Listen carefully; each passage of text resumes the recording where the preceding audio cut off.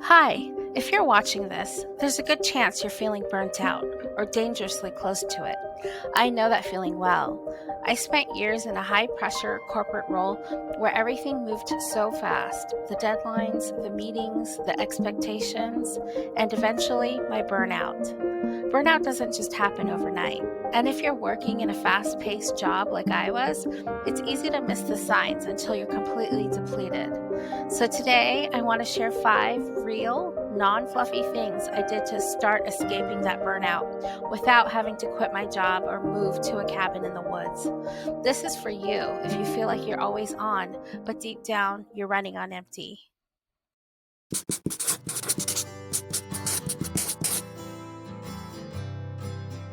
Not every day can be a power day. Trust me, everyone has these days. So when I felt the signs of burnout coming on, like the brain fog, the irritability, and the total exhaustion, I stopped trying to push harder. Instead, I made what I call a bare minimum day. I usually picked a day where I may have had the least amount of meetings or the least amount of deliverables due.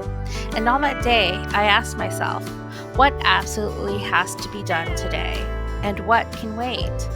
And then I let the rest go. No guilt, just survival. Sometimes it was just 3 things: answer one email, show up to one key meeting, and actually go out to lunch with friends for a real meal. Everything else, it could wait.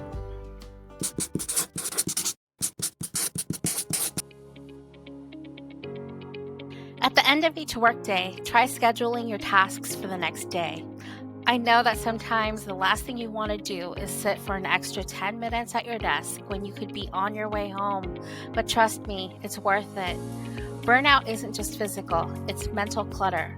My mind used to feel like how my desktop looked. At least 15 tabs were open at all times. Just take your planner or even just a piece of paper and pen and start listing all the tasks that are swirling around in your head. All your to-dos and all your meetings, even things as small as making a call to the dentist for an appointment. Once 10 minutes is up, close your notebook and leave it all on your desk until tomorrow. Go home and enjoy your night. Getting it all out of your head creates space for peace. The next morning, look at the list you made and then ask yourself, what actually matters today? Highlight the things that matter today and focus on those tasks only. Once those tasks are done, whatever non-highlighted tasks you get done are like bonuses. This helped me stop chasing everything and start choosing something. In corporate culture, rest often feels like a reward you get after everything is done. But burnout taught me, if you wait until everything's done, you'll never rest. So I literally blocked nothing time on my calendar. I made myself unavailable, I changed my status to busy, and I told my coworkers I'm not available for 15 minutes. Sometimes it was just 15 minutes to just sit outside and breathe and stare at the sky. No phone, no music, no productivity, just stillness.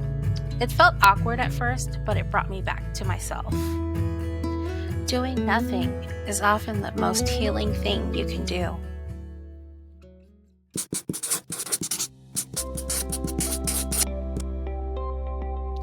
As a people pleaser, I must admit that this one was the hardest for me.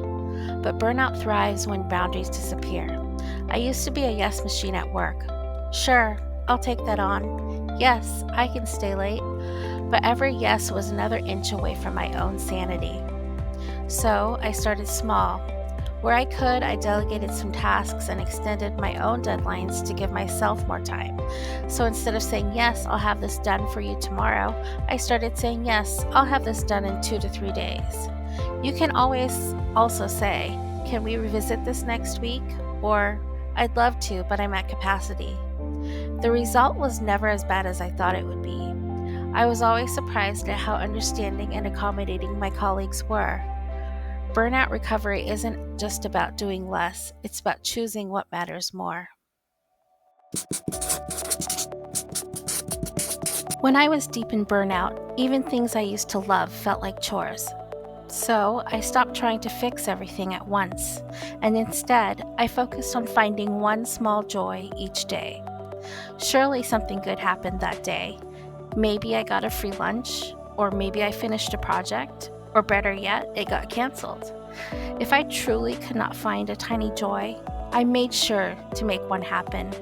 It could be as simple as making a good cup of tea, listening to my favorite podcast, taking a short walk, or even just 5 minutes of crafting.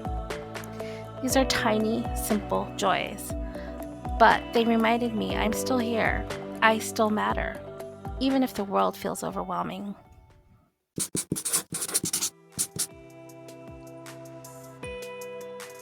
Recovery from burnout isn't instant. It's not a 5-step checklist, but it is possible, one slow, kind, honest choice at a time. If you are overwhelmed right now, you're definitely not alone. These 5 tips helped me go from surviving to slowly, gently healing. If any of this resonated with you, let me know in the comments, or share this with a friend who's been feeling the same way. And if you want more calm, grounded content like this, don't forget to subscribe. I've got more coming your way soon. Thanks for watching.